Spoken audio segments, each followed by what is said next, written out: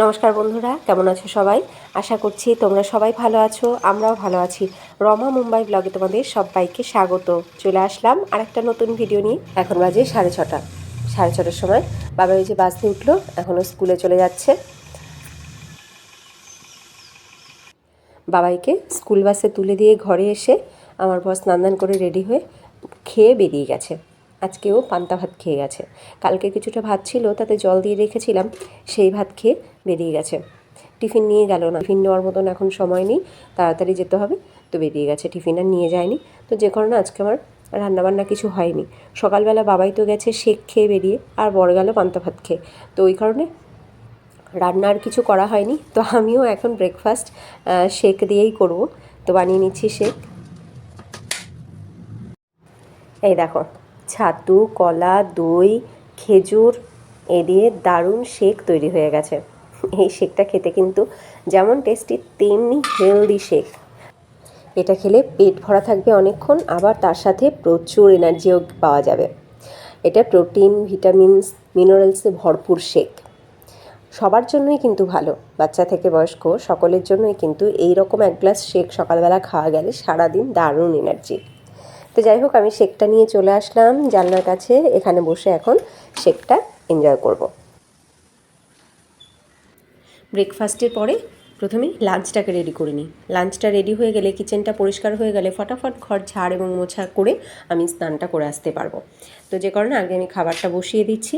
তো কেটে নিচ্ছি ভেন্ডি। আজকে একটু ভেন্ডি ভাজবো, একটু সয়াবিন করব ভেবেছি, আর করব একটু কুল দিয়ে ডাল। বাড়ি থেকে যে কুল নিয়ে এসেছিলাম, মা দিয়ে দিয়েছিল শুকনো কুল, সে কুল দিয়ে আজকে একটু টক ডালও করব। তো প্রথমে ভেন্ডিগুলো কেটে নিই।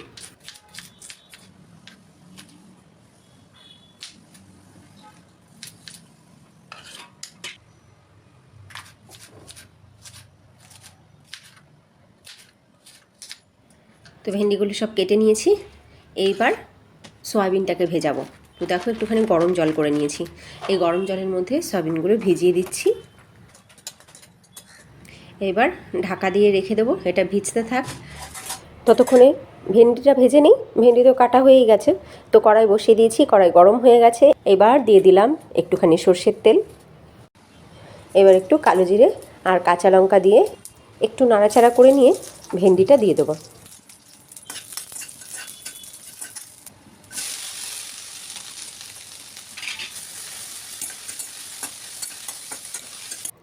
যতক্ষণে ভেন্ডি ভাজাটা হবে ততক্ষণে এদিকে সয়াবিনের জন্য আলু কেটে নিই। জানো তো, আমাদের এখানে না জলের খুব সমস্যা চলছে। আজকে তো মানে এখনও পর্যন্ত, সেই কালকে রাত্রে জল গেছে, সেই থেকে এই পর্যন্ত এখনও জল আসেনি। আমি জানি না কি হবে। আমাদের এখানে মুম্বাইতে যারা থাকো তারা জানো, মুম্বাইতে প্রতিটা ফ্ল্যাটে বা যাদের নিজস্ব ঘর সেখানেও ঘরের মধ্যে একটা ট্যাঙ্কি থাকে, একটা টাকি থাকে। যেরকম আমাদের ছাদের উপরেও টাকি থাকে না, ঠিক সেই রকম ঘরের মধ্যে থাকে। কারোর 500 লিটারের, কারোর 1000 লিটারের, এরকম ঘরের মধ্যে টাকি লাগানো থাকে। তো আমাদের সবারই প্রত্যেকটা ফ্ল্যাটে রয়েছে। তো আমার ঘরেও 500 লিটারের একটা টাকি রয়েছে। তো সেই টাকির জল দিয়েই এখন কাজ হচ্ছে। এখন ওটা কিন্তু যে কোনো মুহূর্তে শেষ হয়ে যেতে পারে, কারণ কালকে রাত থেকে জল নেই, এখনও পর্যন্ত এই সময় পর্যন্ত জল নেই। খাওয়ার জল তো তবুও আমার পিউরিফায়ারের মধ্যে রয়েছে কিছুটা জল, কিন্তু এই যে মানে রান্না বান্না, বাথরুমের সমস্ত কিছু কিন্তু ওই ঘরের টাকির জল দিয়েই হচ্ছে। এইবার এই জলটা যে কোনো মুহূর্তে শেষ হয়ে গেলে যে কি করব জানি না। হ্যাঁ, তবে আরেকটা জিনিসের রেহাই আছে, সেটা হচ্ছে আমাদের বোরিংয়েরও একটা আলাদা কল রয়েছে। তবে বোরিংয়ের জলের যে নল, সে নল আমার শুধুমাত্র টয়লেট এবং বাথরুমে, বেসিন বা সিঙ্কে নেই। ওই কারণে বেসিন সিঙ্কে তো বিশেষ করে ঘরের টাকির জলই ইউজ হবে। তবে বাথরুমের জন্য আমি ওই বোরিংয়ের জলটা ব্যবহার করতে পারবো। আর জামা কাপড় তো মেশিনে দিতে পারবো না, কারণ জলের ফোর্স কম, তো মেশিন চলবে না। যা কাচতে হবে হাতে কাচতে হবে, এবং সেটা ওই বোরিংয়ের জল দিয়েই করতে পারবো। তো এই একটা জিনিসের একটু রেহাই। তবে যা শুনতে পাচ্ছি, যদি সেটা সত্যি হয় তাহলে গোটা মুম্বাই জুড়ে একটা বিশাল বড় সংকট আসতে চলেছে। শুনতে পাচ্ছি এরকম যে আর মাত্র 45 দিনের জলের স্টক আছে, মাত্র 45 দিনের জলের স্টক আছে মুম্বাইয়ে।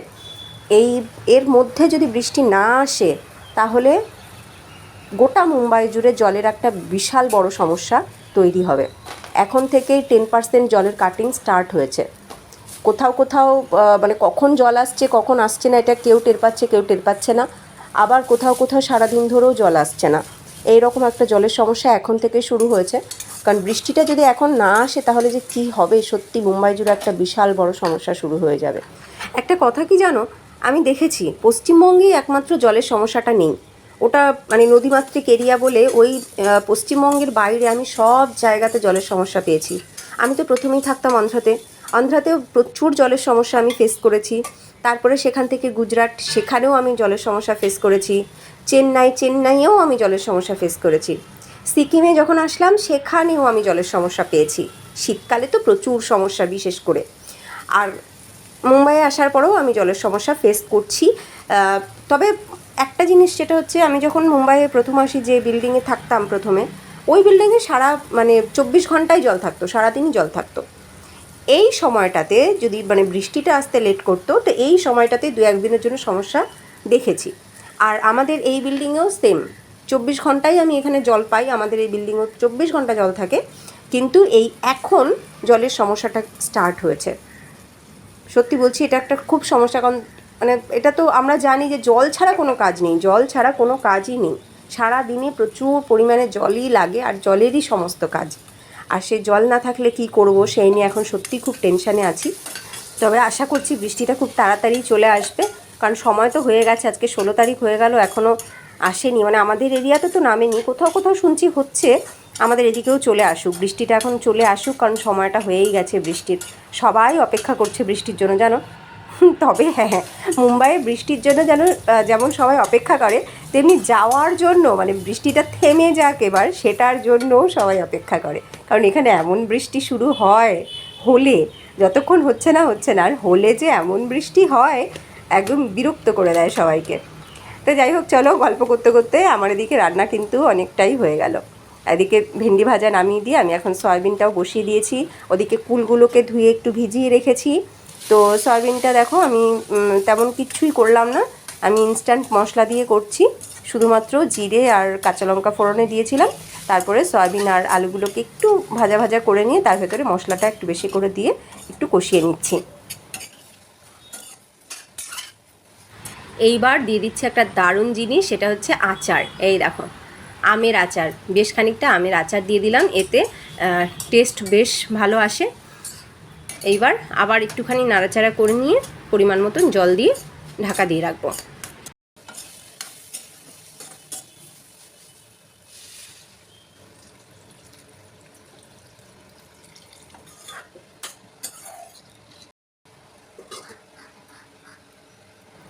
কিছুক্ষণ পরে ঢাকনা খুলে নিচ্ছি। দেখো আমার সয়াবিন কিন্তু রেডি হয়ে গেছে। এবার আমি এটাকে নামিয়ে নেব, নামিয়ে এবার ডাল বসিয়ে দেবো।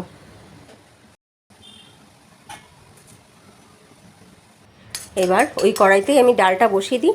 ডালটা না একবারে ফোড়ন দিয়ে বসিয়ে দিচ্ছি, কারণ সত্যি বলছি সময় নেই।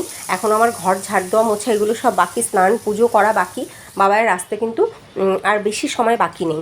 তো যাই হোক, এবার আমি ডালটাকে একবারে ফোড়ন দিয়ে বসিয়ে দিলাম, অল্পই জল দিলাম। এবার নুন হলুদ দিয়ে ঢেকে রেখে দেবো, ডালটা তাড়াতাড়ি সিদ্ধ হয়ে যায়।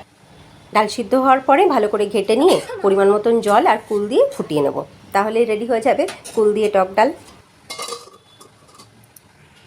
যতক্ষণে ডালটা সিদ্ধ হলো ততক্ষণে আমার কিন্তু বাসন ধোয়া হয়ে গেছে। দেখো সব বাসন আমি ধুয়ে নিয়েছি।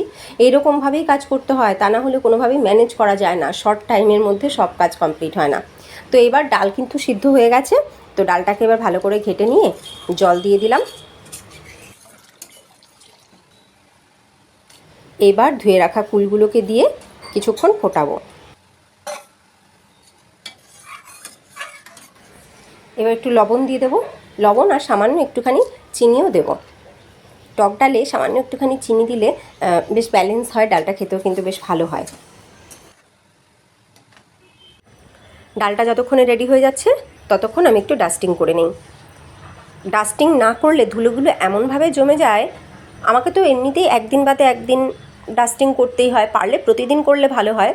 কিন্তু এই যে সাদা রঙের ধুলোগুলো যখন জমে যায় উপর থেকে, মনে হয় যেন সাদা একটা চাদর বেছানো, খুব খারাপ লাগে দেখতে। এখন এত গরম পড়েছে, এই গরমে জানলা না খুলে রেখে উপায় নেই।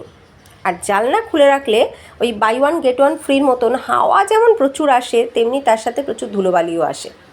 আর সেই ধুলোগুলোই এরকমভাবে সমস্ত ফার্নিচারের উপরে জমে যায়, দেখতে ভীষণ খারাপ লাগে।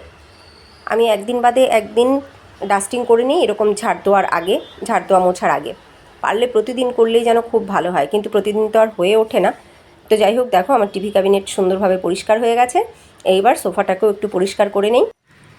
ওদিকে আমার পাশে দেখো পর্দাটা কিভাবে উঠছে, একটু খেয়াল করো। কি হাওয়া, মানে এই হাওয়াতে আমার ঘরের জিনিসগুলো যেন সব পড়ে যাবে। ক্যালেন্ডার যা ঝুলিয়ে রেখেছি তা তো বারবার করে নিচে পড়তেই থাকে, সেগুলোকে আমি বারবার করে তুলতেই থাকি। আর এই রকম গরমে সত্যি বলছি, জানলাটা খুলে না রেখেও কোনো উপায় নেই, মানে টেকাই যাবে না। এত গরম। কিচেনে যখন রান্না করি তখন তো ফ্যান চালাতে পারি না, তো এই হাওয়াটাই ধীরে ধীরে একটুখানি করে কিচেনে যায় এবং তাতে দাঁড়িয়ে একটু কাজ করতে পারি।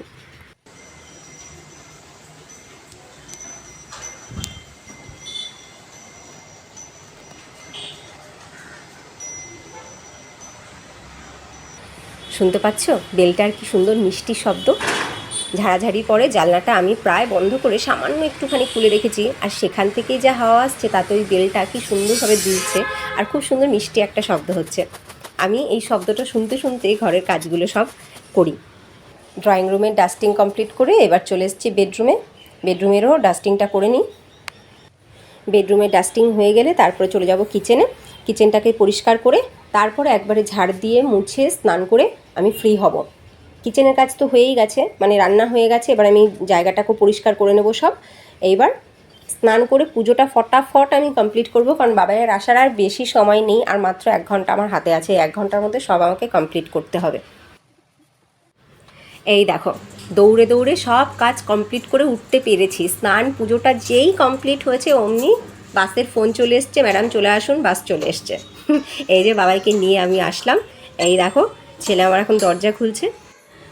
এইমাত্র একটা দারুণ খবর পেলাম। এইমাত্র আমার বর আমাকে ফোন করে জানালো সে বাড়ি আসছে, আমরা নাকি একসাথে লাঞ্চ করব।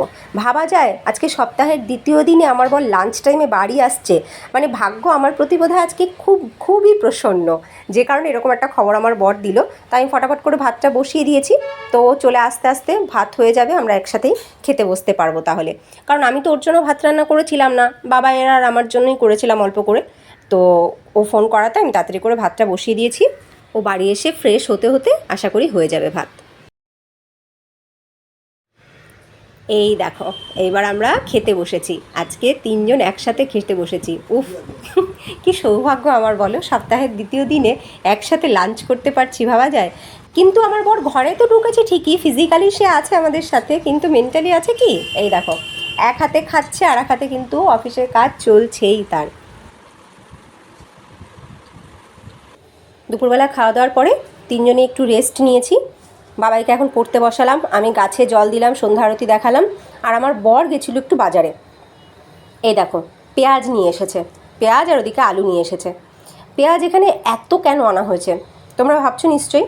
আসলে তোমরা যারা মুম্বাইতে থাকো তারা জানো, এখানে এপ্রিল মাসের শেষের দিক থেকেই সবাই মোটামুটি পেঁয়াজ তুলতে শুরু করে। কেউ 25 কিলো, কেউ 30 কিলো এরকম করে পেঁয়াজ ঘরে মজুত করতে শুরু করে, কারণ যখনই বৃষ্টিটা চলে আসে মুম্বাইয়ে কিন্তু পেঁয়াজের দাম প্রচুর উঠে যায়, প্রচুর চড়ে যায় পেঁয়াজের দাম, তখন পেঁয়াজ কেনাটাই খুব মুশকিল হয়ে যায়, যে কারণে সবাই পেঁয়াজ তুলে রাখে। তো আমাদের পেঁয়াজটা তুলতে অনেকটা দেরি হয়ে গেল, বেশি আনিনি আমরা, মাত্র 15 কিলো। এখন ওগুলোকে সব গুছিয়ে রাখতে হবে। আর এই যে কিছু গ্রসারি অর্ডার করেছিলাম সেগুলোও চলে এসেছে, এগুলোকেও এখন গুছিয়ে রাখতে হবে। এখানে আটা আছে দেখো, চা, তার সাথে একটু তেজপাতা দেখলে, তার সাথে একটুখানি পাউডার গুড় আর একটু ব্রাউন সুগার, আর এই হচ্ছে চালগুলো অলরেডি আমি রেখেছি কৌটোতে। তো যাই হোক এখন এগুলোকে গুছিয়ে রাখবো, পেঁয়াজগুলোকে ঠিকঠাক করে রাখবো। তো এই ভিডিওটা আমি এখন এখানেই এন্ড করছি। তোমাদের আজকের ভিডিওটা কেমন লাগলো অবশ্যই কমেন্টে জানিও। যদি ভিডিওটা ভালো লাগে লাইক করো, আর নতুন বন্ধুরা যদি তোমাদের ভালো লাগে লাইক করে সাবস্ক্রাইব করে আমাদের সাথে থেকো, আমাদের পরিবারের সদস্য হয়ে থেকো। দেখা হবে নেক্সট ভিডিওতে, ততক্ষণ তোমরা সবাই ভালো থেকো, সুস্থ থেকো, টাটা।